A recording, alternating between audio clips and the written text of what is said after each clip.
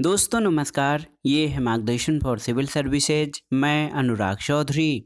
दोस्तों घटना चक्र सामान्य अध्ययन पूर्वावलोकन श्रृंखला के अंतर्गत इस वीडियो में प्रस्तुत है भारतीय राज्य व्यवस्था एवं शासन से संबंधित महत्वपूर्ण प्रश्न। इसमें हम प्रमुख संविधान संशोधनों से संबंधित महत्वपूर्ण प्रश्नों को कवर करेंगे जो आपके आगामी परीक्षाओं जैसे यूपीपीसीएस प्रारंभिक परीक्षा, आरओ यानी समीक्षा अधिकारी, सहायक समीक्षा अधिकारी, लोअर पीसीएस तथा उत्तर प्रदेश लोक सेवा आयोग और अधीनस्थ सेवा चयन आयोग द्वारा आयोजित विभिन्न परीक्षाओं के साथ अन्य अध्यापक भर्ती परीक्षाओं जैसे TGT, PGT, government inter college प्रवक्ता परीक्षा नागरिक शास्त्र के लिए बहुत ही उपयोगी है। तो आइए शुरू करते हैं आज का वीडियो। पहला प्रश्न है दोस्तों, कथन और कारण से संबंधित है। कथन है कि अनुच्छेद 368 के अंतर्गत संसद संविधान के किसी भी भाग में संशोधन कर सकती है। बिल्कुल सही है।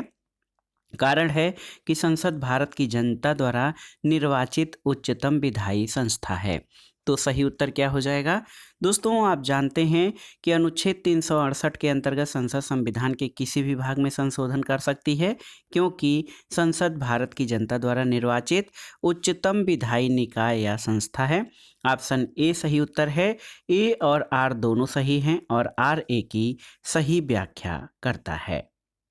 दोस्तों आप जान लीजिए कि अनुच्छेद 368 में संविधान संशोधन के संबंध में उपबंध है और इस संविधान में किसी बात के होते हुए संसद अपनी संविधायी शक्ति का उपयोग करते हुए इस संविधान के किसी उपबंध का परिवर्तन या निरसन के रूप में संशोधन और इस अनुच्छेद में अधिकथित प्रक्रिया के अनुसार कर सकेगी। संसद भारत की जनता द्वारा निर्वाचित उच्चतम विधायी संस्था है और इसी कारण संविधान में संशोधन का ये अधिकार संसद को प्राप्त है। इसलिए कथन और कारण दोनों सही हैं तथा कारण कथन की सही व्याख्या भी कर रहा है। अगला प्रश्न है, निम्न विधेयकों में से किस एक का भारतीय संसद के दोनों सदनों द्वारा अलग अलग विशेष बहुमत से पारित होना आवश्यक है? साधारण विधेयक, धन विधेयक, वित्त विधेयक और संविधान संशोधन विधेयक। तो सही उत्तर संविधान संशोधन विधेयक ऑप्शन डी। आप जानते हैं दोस्तों संसद की संविधान संशोधन की शक्ति और उसके लिए जो प्रक्रिया है संविधान के अनुच्छेद 368 में वर्णित है। संविधान के अनुच्छेद 368 के अनुसार संविधान संशोधन विधेयक का भारतीय संसद के दोनों सदनों द्वारा अलग अलग विशेष बहुमत से पारित होना आवश्यक है, यानी कुल सदस्यों के आधे से अधिक और उपस्थित और मतदान करने वाले सदस्यों के 2/3 बहुमत से इसका पारित होना आवश्यक है। अगला प्रश्न है, भारतीय संविधान में किस अनुच्छेद के प्रावधानों के अंतर्गत संशोधन किया जा सकता है? तो आप जानते हैं अनुच्छेद 368 के अंतर्गत। अगला प्रश्न है दोस्तों, भारत के संविधान के किस अनुच्छेद में उसके संशोधन की प्रक्रिया दी गई है? तो सही उत्तर है अनुच्छेद 368। आर्टिकल 368 में दोस्तों आप जान लीजिए कि संविधान के संशोधन की प्रक्रिया दी गई है। अगला प्रश्न है, संविधान में संशोधन की पहल की जा सकती है किसके द्वारा? केवल लोकसभा में, केवल राज्यसभा में, केवल राज्य विधानसभाओं में या संसद के किसी एक सदन में? तो उत्तर है संसद के किसी भी एक सदन में। और आप जान लीजिए कि भारत के संविधान में संशोधन की प्रक्रिया को संसद के किसी भी एक सदन, राज्यसभा या लोकसभा में इस प्रयोजन के लिए विधेयक पुरस्थापित करके प्रारंभ किया जा सकता है और इसका उल्लेख संविधान के अनुच्छेद 368(2) में दिया गया है। लेकिन संशोधन के लिए प्रत्येक सदन के सदस्यों के विशेष बहुमत की आवश्यकता होती है और भारत के संविधान में संशोधन की प्रक्रिया को दक्षिण अफ्रीका के संविधान से लिया गया है। अगला प्रश्न है दोस्तों, भारतीय संविधान में संशोधन के लिए विधेयक लाया जाता है किसमें? तो सही उत्तर है या तो लोकसभा में या राज्यसभा में, यानी संसद के किसी भी सदन में। दोस्तों संसद के किसी भी सदन में संविधान संशोधन के लिए विधेयक लाया जाता है। अगला प्रश्न है, निम्नलिखित कथनों पर विचार कीजिए। भारतीय संविधान में कोई संशोधन लाने का उपक्रमण किया जा सकता है लोकसभा द्वारा, राज्यसभा द्वारा, राज्य विधानमंडल द्वारा या राष्ट्रपति द्वारा। तो दिए गए कथनों में से कौन सा सही है? सही उत्तर हो जाएगा लोकसभा और राज्यसभा। तो 1 और 2 यानी ऑप्शन डी आपका सही उत्तर हो जाएगा। अगला प्रश्न है दोस्तों, देखिए भारत के संविधान के अनुच्छेद 368(2) के उपबंधों के तहत यदि कोई विधेयक भारत की संसद द्वारा पारित होने के पश्चात जो है वो राजस्थान विधानसभा के पास संकल्प द्वारा अनुसमर्थन के लिए आता है, तो पहला है विधानसभा संकल्प पारित कर सकती है, विधानसभा संकल्प अस्वीकार कर सकती है, या ऐसे संकल्प में कोई संशोधन प्रस्तावित नहीं किया जा सकता है। तो दिए गए कोड के आधार पर कौन सा उत्तर सही होगा, तो आप जान लीजिए ए, बी और सी यानी तीनों ही सही हैं। और देखिए दोस्तों, भारत के संविधान के अनुच्छेद 368(2) के परंतु के उपबंधों के तहत वर्णित संविधान के कतिपय प्रावधानों में संशोधन करने के लिए जो विधेयक है वो भारत की संसद के प्रत्येक सदन द्वारा अपेक्षित बहुमत से पारित होने के पश्चात राष्ट्रपति की अनुमति के लिए प्रस्तुत किए जाने से पूर्व ये आवश्यक है कि कम से कम आधे राज्य विधानमंडलों द्वारा उस विधेयक को अनुसमर्थित किया जाए। आधे राज्य यदि विधेयक को अपनी संस्तुति देते हैं तो औपचारिकता पूरी हो जाती है और राजस्थान विधानसभा समेत कोई भी विधानसभा संकल्प को पारित कर सकती है या अस्वीकार कर सकती है, और ऐसे संकल्प में विधानसभा द्वारा कोई संशोधन प्रस्तावित नहीं किया जा सकता है। अगला प्रश्न है, भारतीय संविधान के अनुसार निम्न विषयों पर संवैधानिक संशोधन के लिए कम से कम आधे राज्यों के विधानमंडल द्वारा संपुष्टि आवश्यक है। किसमें?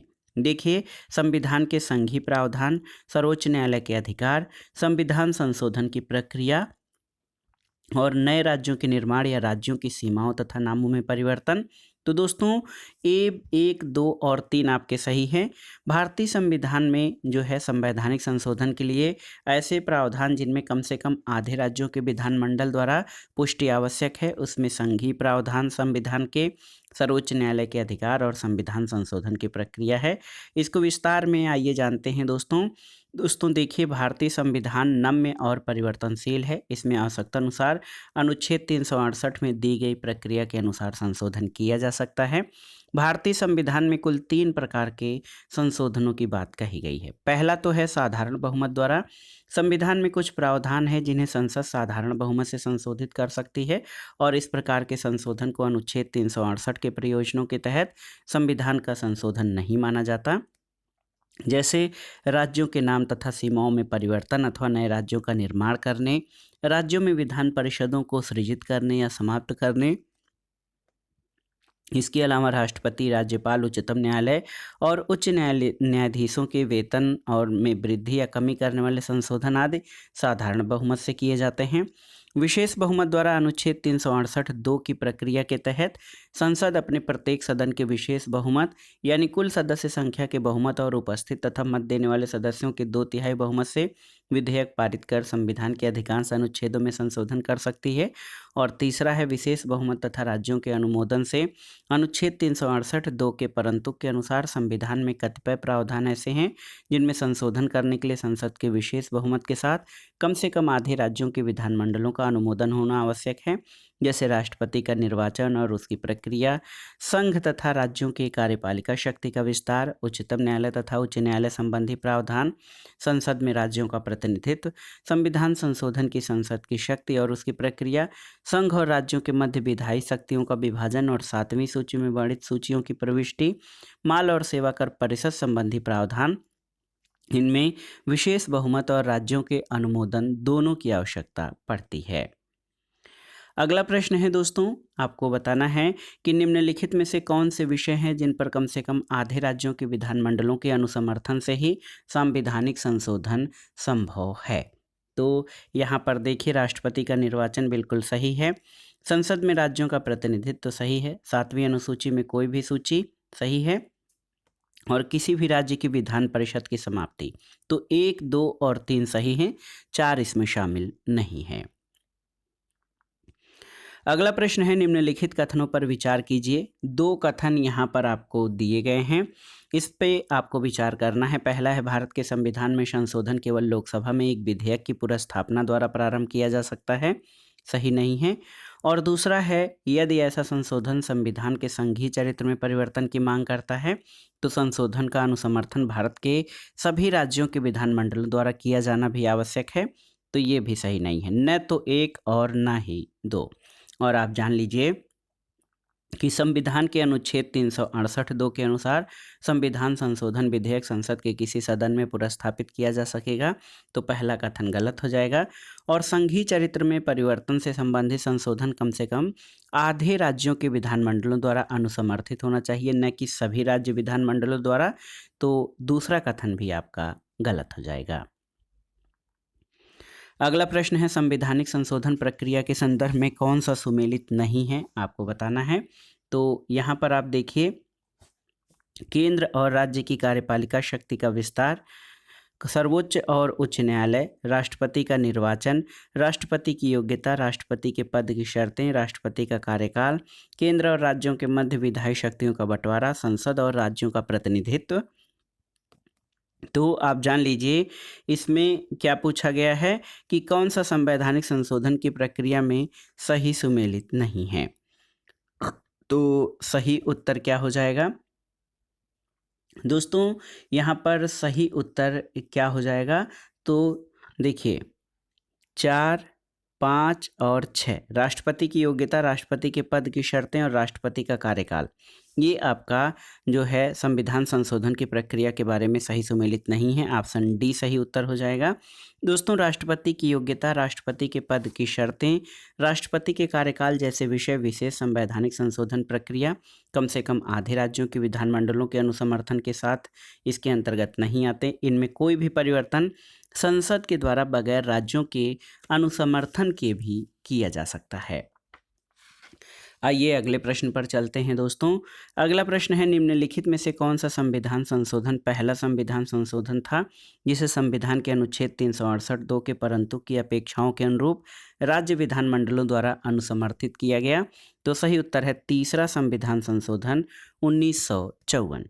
दोस्तों, आप जान लीजिए कि भारत के संविधान के अनुच्छेद 368 में संविधान संशोधन करने की संसद की शक्ति और उसके लिए प्रक्रिया का उपबंध किया गया है। अनुच्छेद 368(2) के परंतु के अनुसार संविधान के जो कुछ उपबंध हैं, अनुच्छेद 54, 55, 73, 162, 241 और 279 के भाग 5 के अध्याय 4 में, भाग 6 के अध्याय 5 या भाग 11 के अध्याय 1 में, इसके अलावा 7वीं अनुसूची की किसी सूची में, संसद में राज्यों के प्रतिनिधित्व में या अनुच्छेद 368 के संबंध में संशोधन करने के लिए उपबंध वाले विधेयक के संसद के दोनों सदनों द्वारा अपेक्षित रूप से पारित किए जाने के बाद राष्ट्रपति के समक्ष अनुमति के लिए प्रस्तुत किए जाने से पहले उस संशोधन के लिए कम से कम आधे राज्यों के विधानमंडलों द्वारा उसका अनुसमर्थन अपेक्षित है। और तृतीय संविधान संशोधन अधिनियम 1954 के द्वारा 7वीं अनुसूची की सूची 3 यानी समवर्ती सूची की प्रविष्टि 33 में संशोधन किया गया, जो कि अनुच्छेद 368(2) के परंतु के अधीन पहला संशोधन था। अगला प्रश्न है, देखिए उस स्थिति में जबकि लोकसभा द्वारा पारित किसी संविधान संशोधन विधेयक को उच्च सदन में अस्वीकार कर दिया हो तो क्या होगा। तो सही उत्तर है विधेयक अंतिम रूप से समाप्त हो जाता है। ऑप्शन ए सही उत्तर हो जाएगा। आप जान लीजिए संविधान संशोधन विधेयक संसद के दोनों सदनों द्वारा अलग अलग विशेष बहुमत से स्वीकृत किया जाना जरूरी है।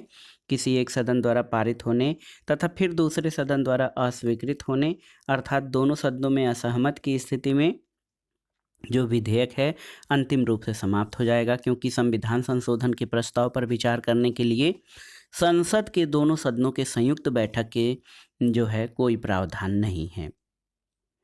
अगला प्रश्न है, निम्नलिखित कथनों पर विचार कीजिए। देखिए बहुत ही महत्वपूर्ण प्रश्न है दोस्तों। यहाँ पर आप देख सकते हैं कि यहाँ पर 3 कथन दिए गए हैं कि किसी संविधान संशोधन विधेयक को भारत के राष्ट्रपति की पूर्व सिफारिश की अपेक्षा होती है। दूसरा है कि जब कोई संविधान संशोधन विधेयक भारत के राष्ट्रपति के समक्ष प्रस्तुत किया जाता है तो भारत के राष्ट्रपति के लिए वह बाध्यकर है कि अपनी अनुमति दें। और तीसरा है संविधान संशोधन विधेयक लोकसभा और राज्यसभा दोनों के द्वारा विशेष बहुमत से पारित होना ही चाहिए और इसके लिए संयुक्त बैठक का कोई उपबंध नहीं है। तो इसमें 2 और 3 कथन आपके सही हैं, पहला कथन सही नहीं है। केवल 2 और 3, ऑप्शन बी आपका सही उत्तर है। अगला प्रश्न है दोस्तों, संविधान संशोधनों से संबंधित निम्नांकित कथनों पर विचार कीजिए। तो यहाँ पर देखिए 4 कथन आपके दिए गए हैं। अनुच्छेद 368 में संविधान संशोधन की 2 विधियों का उल्लेख है, बिल्कुल सही है। संविधान संशोधन विधेयक केवल लोकसभा में ही प्रारंभ किया जा सकता है, गलत है। संविधान संशोधन विधेयक पर संसद के दोनों सदनों के बीच विवाद की दशा में दोनों सदनों की संयुक्त बैठक आहूत की जा सकती है। गलत है। राष्ट्रपति संविधान संशोधन विधेयक पर निषेधाधिकार का प्रयोग नहीं कर सकता है, तो ये बिल्कुल सही है। आप जान लीजिए 1 और 4 आपके सही हैं, केवल 1 और 4, तो ऑप्शन बी आपका सही उत्तर हो जाएगा। दोस्तों, संविधान के अनुच्छेद 368(2) के तहत संविधान संशोधन की 2 विधियां हैं। पहला, प्रत्येक सदन की कुल सदस्य संख्या के बहुमत और उपस्थित तथा मत देने वाले सदस्यों के कम से कम 2/3 बहुमत द्वारा, और दूसरा, इस प्रकार पारित संशोधन विधेयक के कम से कम आधे राज्य विधानमंडलों के अनुसमर्थन द्वारा।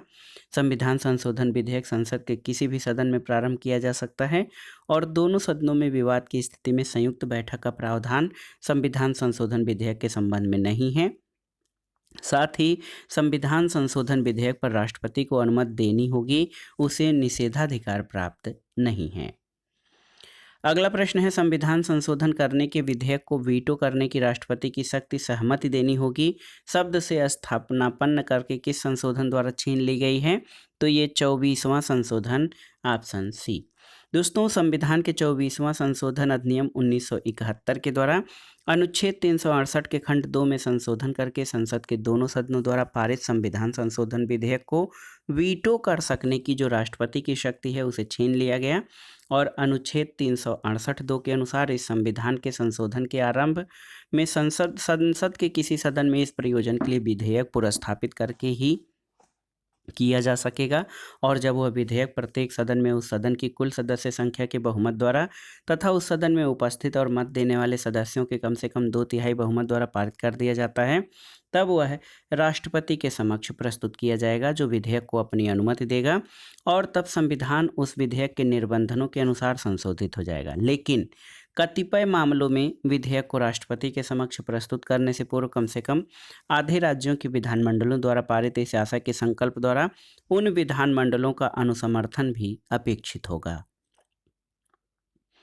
अगला प्रश्न है दोस्तों, भारत के संविधान के अनुच्छेद 368 के संबंध में कौन सा कथन जो है ये आपसे पूछा गया है कि सही है? तो 2 कथन आपके दिए गए हैं।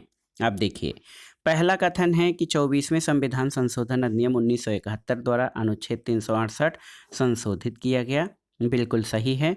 दूसरा है कि 101वें संविधान संशोधन अधिनियम 2016 के द्वारा अनुच्छेद 368 संशोधित किया गया, तो ये सही है। दोस्तों, 1 और 2 दोनों सही हैं, ऑप्शन सी सही उत्तर हो जाएगा। देखिए, 24वें संविधान संशोधन अधिनियम 1971 के द्वारा भाग 20 के संविधान के संशोधन संबंधी अनुच्छेद 368 में संविधान में संशोधन करने की प्रक्रिया के साथ संविधान का संशोधन करने की संसद की शक्ति जोड़ी गई और राष्ट्रपति को संसद द्वारा पारित संविधान संशोधन विधेयक पर स्वीकृति देने के लिए बाध्य बनाया गया। इसके अतिरिक्त इस संशोधन से अनुच्छेद 368 में खंड 3 के तहत ये प्रावधानित किया गया कि अनुच्छेद 13 की कोई बात इस अनुच्छेद के अधीन किए गए किसी संशोधन को लागू नहीं होगी। 101वें संविधान संशोधन अधिनियम 2016 के द्वारा अनुच्छेद 368 के खंड 2 के परंतु के भाग क में अनुच्छेदों में अनुच्छेद 279 क को शामिल करके माल और सेवा कर परिषद संबंधी संवैधानिक प्रावधानों में संशोधन के लिए कम से कम आधे राज्यों के विधानमंडल का अनुसमर्थन भी अपेक्षित किया गया है। अगला प्रश्न है, भारतीय संविधान के लिए प्रथम संशोधन विधेयक लाया गया, तो यहाँ पर देखिए 1950, 1951, 1955 या 1958 में, तो सही उत्तर हो जाएगा 1951 में। दोस्तों, भारतीय संविधान के लिए पहला संशोधन विधेयक 10 मई 1951 को संसद में प्रस्तुत किया गया और ये पारित होकर जून 1951 में अधिनियमित हुआ। प्रथम संविधान संशोधन अधिनियम 1951 द्वारा अनुच्छेद 15, 19, 85, 87, 174, 176, 341, 342, 372, 376 में संशोधन किया गया और 2 नए अनुच्छेद 31 क और 31 ख 9वीं अनुसूची को संविधान में जोड़ा गया। अगला प्रश्न है दोस्तों, संविधान का प्रथम संशोधन जो वर्ष 1951 में पारित हुआ था, इसमें किससे संबंधित था? तो सही उत्तर है कुछ राज्यों में किए गए कृषि और कृषि भूमि संबंधी सुधारों से ये संबंधित था।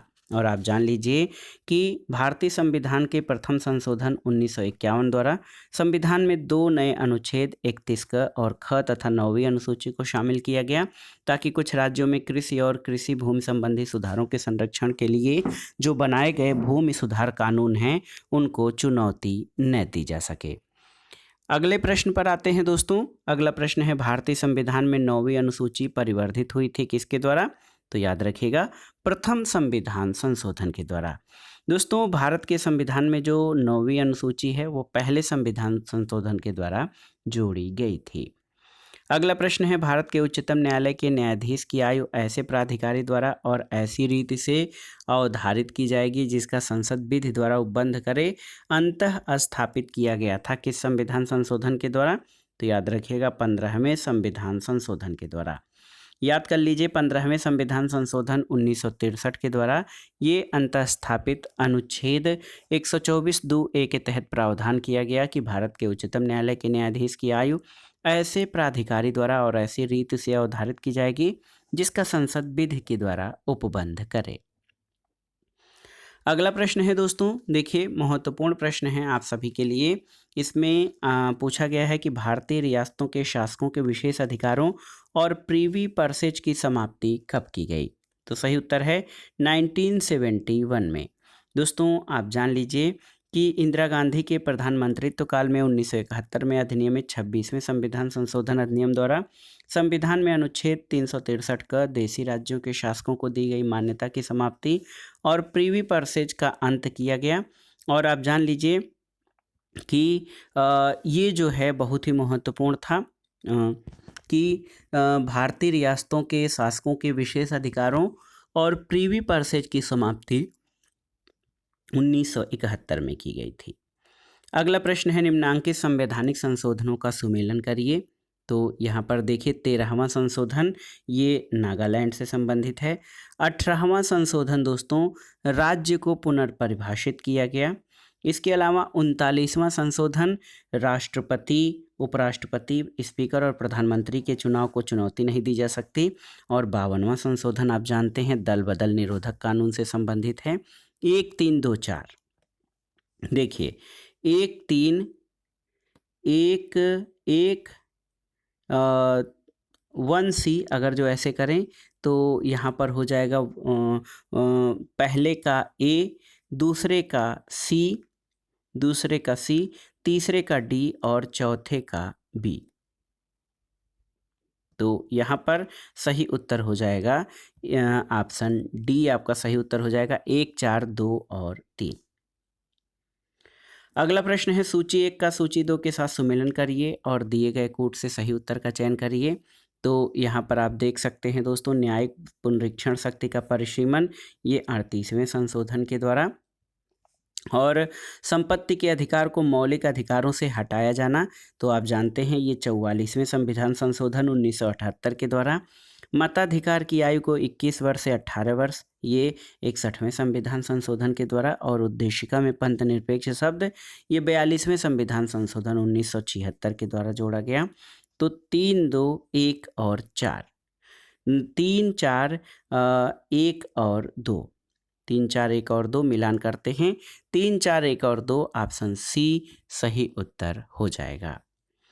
अगला प्रश्न भी दोस्तों सूची 1 का सूची 2 के साथ सुमेलन करना है और दिए गए कूट से सही उत्तर का चयन करना है। यहाँ पर आप देख सकते हैं कि कौन सा संशोधन, तो 69वां संविधान संशोधन दोस्तों आप जान लीजिए महत्वपूर्ण है कि संविधान में 69वां संविधान संशोधन ये आप जान लीजिए कि दिल्ली को राष्ट्रीय राजधानी क्षेत्र का दर्जा दिया गया है 69वें संविधान संशोधन से। दूसरा है कि संविधान का 75वां संविधान संशोधन, तो 75वां संविधान संशोधन के द्वारा आप जान लीजिए कि राज्य स्तरीय किराया अधिकारों की स्थापना हुई थी। और तीसरा है 80वां संविधान संशोधन 2000, तो 80वें संविधान संशोधन के द्वारा 10वें वित्त आयोग की सिफारिशों को स्वीकार किया गया था। और आप देख सकते हैं संविधान का 83वां संविधान संशोधन अरुणाचल प्रदेश में, यहाँ पर आप देखिए अरुणाचल प्रदेश में पंचायतों में अनुसूचित जातियों के लिए कोई आरक्षण नहीं, इसका प्रावधान किया गया।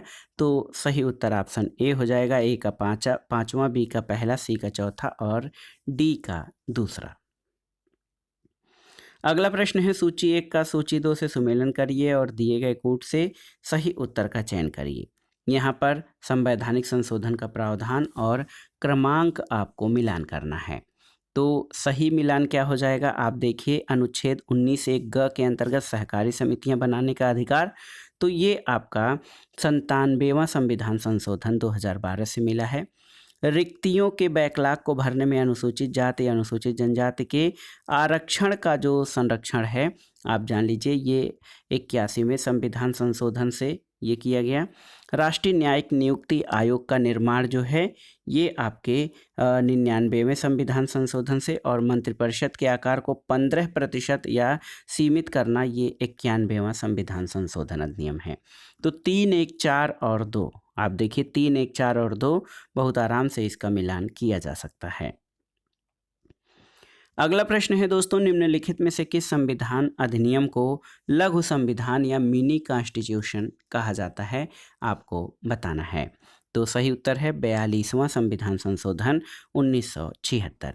दोस्तों 1976 के 42वें संविधान संशोधन अधिनियम द्वारा संविधान के बहुत सारे प्रावधानों में परिवर्तन किया गया और अनेक प्रावधान जोड़े गए, इसलिए इसे लघु संविधान की संज्ञा दी जाती है। 42वें संविधान का मुख्य उद्देश्य उच्चतम न्यायालय द्वारा 1973 में केशवानंद भारती मामले में दिए गए निर्णय से उत्पन्न कठिनाई को दूर करना था, जिसमें संसद के संविधान संशोधन की शक्ति को इस मामले में निर्णित संविधान के आधारभूत ढांचे को संशोधित करने से रोका गया था। अगला प्रश्न है, निम्नलिखित में से कौन सा एक संवैधानिक संशोधन मौलिक कर्तव्यों से संबंधित है, तो सही उत्तर है 42वां। आप जान लीजिए भारतीय संविधान में मौलिक कर्तव्यों का समावेश 42वें संविधान संशोधन अधिनियम 1976 के द्वारा किया गया था, और ये सरदार स्वर्ण सिंह समिति की सिफारिशों पर इसमें इसका प्रावधान किया गया। इनका वर्णन भारतीय संविधान के भाग 4 क के अंतर्गत अनुच्छेद 51 क में किया गया है। आरंभ में मौलिक कर्तव्यों की संख्या 10 थी, लेकिन वर्तमान में 86वें संविधान संशोधन 2002 के द्वारा इसमें एक मौलिक कर्तव्य और जोड़ दिया गया है, जिससे इनकी संख्या 11 हो गई है, और मौलिक कर्तव्यों को मूलतः सोवियत संघ के संविधान से लिया गया है। अगला प्रश्न है दोस्तों, 44वें संविधान संशोधन के संबंध में क्या सही नहीं है। देखिए यह संशोधन जनता सरकार द्वारा लाया गया था। इसके तहत जो है आप देखिए 42वें संविधान संशोधन में बदलाव किया गया। तीसरा है कि इस संशोधन के द्वारा पहली बार यह स्पष्ट किया गया कि राष्ट्रपति केंद्रीय मंत्रिमंडल के सुझाव के विपरीत कार्य नहीं कर सकता, और इस संशोधन के द्वारा राष्ट्रपति चाहे तो तब तक मंत्रिमंडल के सुझाव को पुनर्विचार के लिए वापस भेज सकता है जब तक वह संतुष्ट नहीं है। तो इसमें आप जान लीजिए कि सी और डी दोनों ही सही हो जाएंगे। इसमें सी और डी दोनों सही होंगे दोस्तों। आप देख सकते हैं 44वां संविधान संशोधन अधिनियम 1978 जनता पार्टी सरकार द्वारा लाया गया था, और इसके तहत मुख्य रूप से संविधान में 42वें संविधान संशोधन द्वारा किए गए कई संशोधनों में परिवर्तन किया गया। 42वें संविधान संशोधन अधिनियम 1976 के द्वारा संविधान के अनुच्छेद 74 के खंड 1 के तहत मंत्रिपरिषद की सलाह को राष्ट्रपति के लिए पहली बार बाध्यकारी किया गया। इसलिए 42वें संविधान संशोधन के द्वारा ही पहली बार ये स्पष्ट किया गया था कि राष्ट्रपति केंद्रीय मंत्रिपरिषद के सुझाव के विपरीत कार्य नहीं कर सकता। और 44वें संविधान संशोधन अधिनियम के माध्यम से अनुच्छेद 74 के खंड 1 में एक परंतु जोड़कर ये प्रावधान किया गया कि राष्ट्रपति केंद्रीय मंत्रिपरिषद की सलाह को एक बार पुनर्विचार के लिए भेज सकता है, लेकिन यदि मंत्रिपरिषद पुनर्विचार के बाद वही सलाह दोबारा राष्ट्रपति को भेजती है तो राष्ट्रपति ऐसी सलाह के अनुसार कार्य करने के लिए बाध्य है। इसलिए 44वें संविधान संशोधन के संदर्भ में जो कथन है इनमें सी और डी दोनों सही नहीं है। और इस प्रश्न के हिंदी संस्करण में मंत्रिमंडल शब्द है, जबकि अंग्रेजी में काउंसिल ऑफ मिनिस्टर दिया गया है। तो और देखिए ये बहुत ही महत्वपूर्ण प्रश्न है। इसमें आपसे पूछा गया था कि क्या सही नहीं है, तो बी और सी आपके दोनों सही नहीं हैं। तो दोस्तों ये था आज का वीडियो। घटना चक्र सामान्य अध्ययन पूर्वावलोकन श्रृंखला के अंतर्गत भारतीय राज्य व्यवस्था एवं शासन के महत्वपूर्ण प्रश्न, जिसमें हमने संविधान संशोधन से संबंधित महत्वपूर्ण प्रश्नों के भाग 1 को कवर किया, जो आपके आगामी विभिन्न परीक्षाओं के लिए बहुत ही उपयोगी हैं। आप इन प्रश्नों को तैयार कर लीजिएगा। दोस्तों, वीडियो आपको कैसा लगा हमें कमेंट बॉक्स में ज़रूर बताइएगा। वीडियो को लाइक करें, शेयर करें और इस चैनल मार्गदर्शन फॉर सिविल सर्विसेज को सब्सक्राइब करें। वीडियो देखने के लिए धन्यवाद दोस्तों। नमस्कार।